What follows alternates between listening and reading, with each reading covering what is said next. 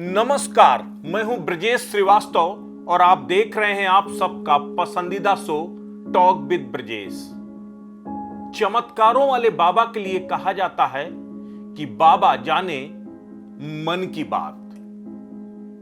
बाबा यानी बागेश्वर धाम सरकार यानी पंडित धीरेन्द्र कृष्ण शास्त्री मन की बात जानते हैं। वो भूत और भविष्य सब पहचानते हैं। उनके चमत्कार से हर कोई हतप्रभ है। बाबा जी का एक और चमत्कार अब आपको बताते हैं, जिस चमत्कार को जानकर आप हैरान रह जाएंगे।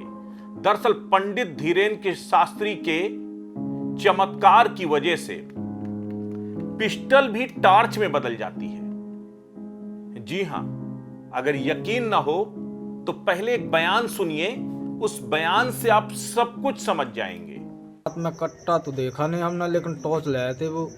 तो ये बयान सुनने के बाद आपको जो मैं कह रहा था उसका एक इल्म लग गया होगा। दरअसल विवादों का और पंडित धीरेन्द्र शास्त्री का शायद चोली दामन का साथ हो गया है। दोनों एक दूसरे के साथ साथ चलते हैं। कहते हैं जब सफलता आपके सिर चढ़ जाती है तब विवाद भी आपका साथ नहीं छोड़ते। बागेश्वर धाम सरकार के साथ भी कुछ ऐसा ही हो रहा है। पंडित धीरेन्द्र शास्त्री की महिमा ऐसी हो गई है कि अब वो जो चाहे वो कर सकते हैं। कम से कम उनके परिवार ने तो ये मान ही लिया है, इसीलिए वो खुद को कानून से ऊपर समझने लगे हैं। अब आप कहेंगे कि ये बात हम कह क्यों रहे हैं। दरअसल इसके पीछे की वजह बने हैं पंडित धीरेन्द्र शास्त्री के नशेबाज भाई सालिग्राम महाराज, जिनकी दबंगई का एक वीडियो कुछ दिनों से जबरदस्त वायरल हो रहा था। इसमें सालिग्राम महाराज जी एक शादी में जाते हैं दलित परिवार के घर, और वहां पर नशे में धुत होकर मुंह में बाकायदा सिगरेट लगाकर और हाथ में तमंचा लेकर वो लोगों के साथ गाली गलौज करते हुए, मारपीट करते हुए नजर आते हैं। ये वीडियो जबरदस्त वायरल हुआ। कोई चुपचाप, जब पंडित जी के भाई जब ये पूरा चमत्कार कर रहे थे तब कोई चुपके से वीडियो बना रहा था, और उसके बाद ये वीडियो वायरल हो जाता है। जबरदस्त वायरल होता है। इस कदर वायरल होता है कि ना चाहते हुए भी पुलिस को मामला दर्ज करना पड़ता है। अब सबसे बड़ी बात यह है कि एक एफआईआर तो दर्ज हो जाती है। अब एफआईआर दर्ज होती है, खुद एसओ को वादी बनकर के मामला दर्ज कराना पड़ता है। लेकिन बात जब चूंकि पंडित धीरेन्द्र कृष्ण शास्त्री, जिनको आज पूरी दुनिया पूछ रही है, पूरी दुनिया उनके चमत्कार से वाकिफ है, तब जाहिर सी बात है एफआईआर भले ही दर्ज हो जाए लेकिन कुछ न कुछ चमत्कार तो होगा। और वो चमत्कार वो चमत्कार हुआ जो लूटा पिटा गाली गलौज का शिकार हुआ परिवार था। वो परिवार अचानक उसने एक नई थ्योरी बता दिया। उस परिवार को जो हाथ में, बाबा जी के भाई के हाथ में जो पिस्टल थी, वो दरअसल उसको टार्च नजर आने लगी, और जो वो गालियां दे रहे थे वो उन्हें किसी धार्मिक श्लोक जैसी लगने लगी। अब जरा पहले इस पूरे बयान को सुनिए। पूरे बयान को सुनने के बाद क्या कुछ बदला है इसे बताने की कोशिश करते हैं। रात में कट्टा तो देखा नहीं हमने, लेकिन टॉर्च लाए थे वो, और एक लाइटर सा जला रहे थे, और टॉर्च थी उनके पास में, तो टॉर्च देख रहे थे वो यहाँ उधर, और बाकी इसके बाद में चले गए को। ये जो पहले उस वीडियो को आपको दिखा देते हैं, जिस वीडियो में पंडित जी के भाई बाकायदा गाली गलौज कर रहे हैं और उनके हाथ में टार्च है या पिस्टल है, या आप खुद देख लीजिए, क्योंकि मुझे भी बहुत खास समझ में नहीं आ रहा कि आखिर वो है क्या। पहले आप खुद देखिए उस वीडियो।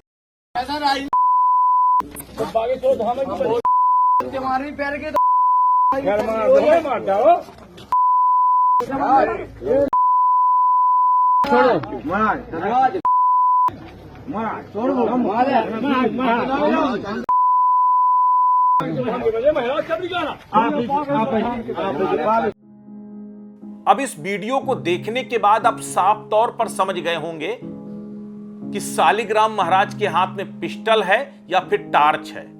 दरअसल दलित परिवार के घर शादी थी, और उस शादी में रंग में भंग डालने के लिए सालिग्राम महाराज पहुंच गए उनके घर, और उनके घर जो है पहुंचने के बाद उन्होंने जमकर बवाल काटा। गाली गलौज किया, मारपीट किया, सब कुछ किया। लेकिन क्योंकि मामला बागेश्वर धाम सरकार के परिवार से जुड़ा हुआ है, तो जाहिर सी बात है वो बेचारा गरीब परिवार कब तक अपने उस फैसले पर कायम रहता। आखिरकार उसने वो बयान बदल दिया। उसने कहा कि वहां पर पिस्टल नहीं थी बल्कि टार्च थी। विजुअल साफ साफ बता रहे हैं कि पिस्टल थी या टार्च थी। अब सबसे बड़ी बात यह है किस तरीके से पूरा परिवार बयान बदल रहा है, जरा इसको भी देखिए।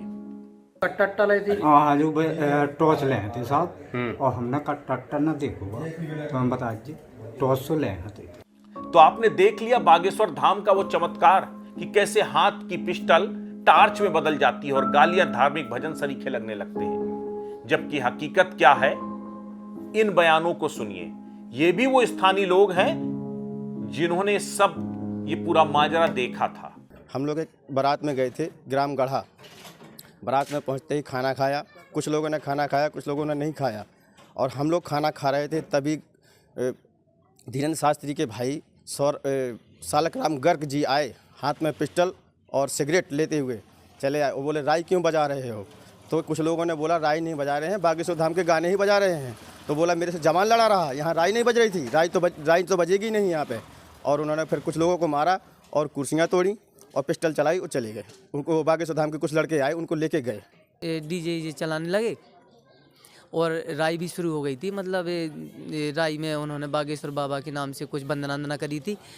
तो इसके बाद में डीजे की आवाज़ सुन के जैसे भी हो, मतलब वो बाबा के भाई छोटे वाले बता रहे थे वो लोग कि बाबा के भाई हैं वो।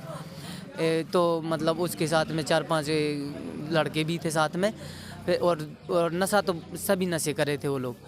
तो हम लोग मतलब डीजे में जैसे ही 1-2 गाने शुरू हुए तो वहाँ से सीधे आए तो गाली गलौज करते आए सीधे।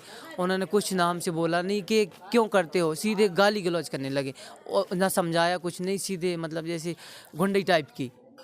तो मतलब उसमें फिर हम लोगों ने बंद करा दिया कि गाली गलौज कर रहे थे, कैसे माँ बहन यहाँ बहन पता नहीं कौन कौन सी गाली दे रहे थे, बुरी गाली दे रहे थे। फिर इसके बाद फिर बंद कराया। फिर इसके बाद वो वहाँ पे चले गए जहाँ पे खाना ना खा रहे थे लोग। तो टेबल में लात मार दी और कुर्सियाँ तोड़ दी और गाली गलौज कर रहे थे। जैसे फिर इसके बाद उनको उसी गांव के आदमी पहचानते हैं उसको, तो उनको तो उसके भाई या लड़की के पिताजी, उसके मामा जी ऐसे रिश्तेदार आए। तो उन्होंने बोला महाराज, छोटे महाराज और मतलब खाना खा रहे रिश्तेदार। तो जो कोई उसको बोलता था ना उनको मतलब कि महाराज, उन्हीं को मारते थे वो जोर से, घूंसा भी और लात भी, और गाली गलौज भी कर रहे थे उनके साथ बुरी।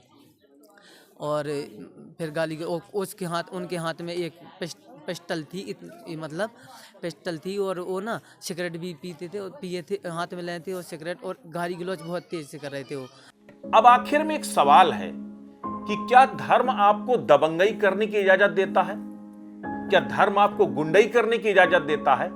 और क्या धर्म मर्मज्ञ होने का मतलब यह है, धर्माचार्य होने का मतलब यह है कि आप जैसे चाहे वैसे कानून को अपने हाथ में ले, कानून का माखौल उड़ाएं?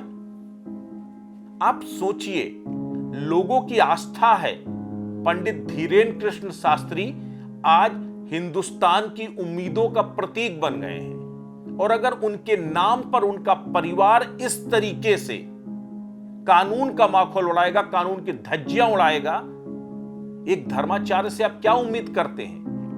लेकिन अगर इस तरीके से वो माखौल उड़ाएंगे तो भला कौन उस पर यकीन करेगा, ये आप खुद समझिए।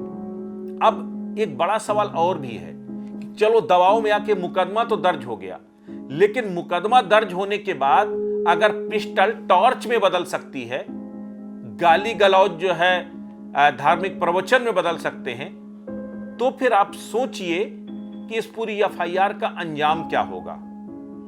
इस एफआईआर दर्ज करने के बाद क्या किसी को न्याय मिल पाएगा? तो सवाल है कि फिर आखिर एफआईआर दर्ज करने का दिखावा क्यों किया जा रहा है? क्यों नहीं जो है ऐसा बेहतर होगा कि ये मान लिया जाए कि जो कानून है उनसे माननीयों को अलग कर दिया जाए, क्योंकि माननीयों की कानून को लेकर कोई बाध्यता नहीं होनी चाहिए। वैसे भी रामचरितमानस में कहा गया कि समर्थ का नहीं दोष गोसाई, जो समर्थवान है उसका कोई दोष ही नहीं है। ऐसे में इस एफआईआर के कोई मायने नहीं थे।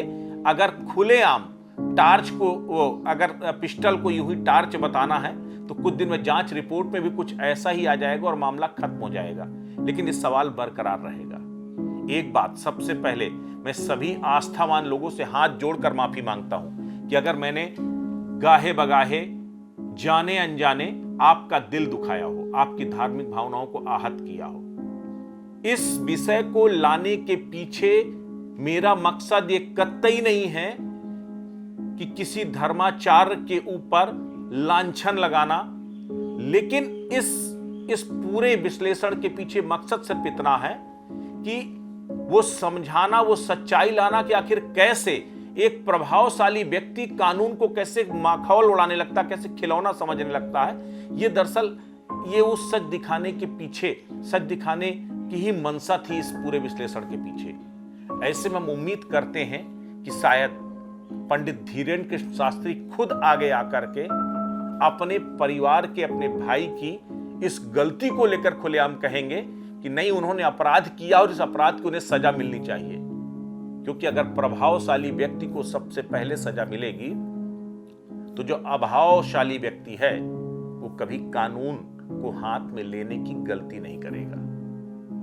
लेकिन बागेश्वर धाम सरकार के प्रमुख आचार्य पंडित धीरेन्द्र कृष्ण शास्त्री के साथ ना तो विवाद कोई नई बात है और ना इस तरह का माहौल कोई नई बात है, लेकिन उम्मीद करेंगे कि पंडित धीरेन्द्र कृष्ण शास्त्री एक नई परिपाटी को जन्म दे।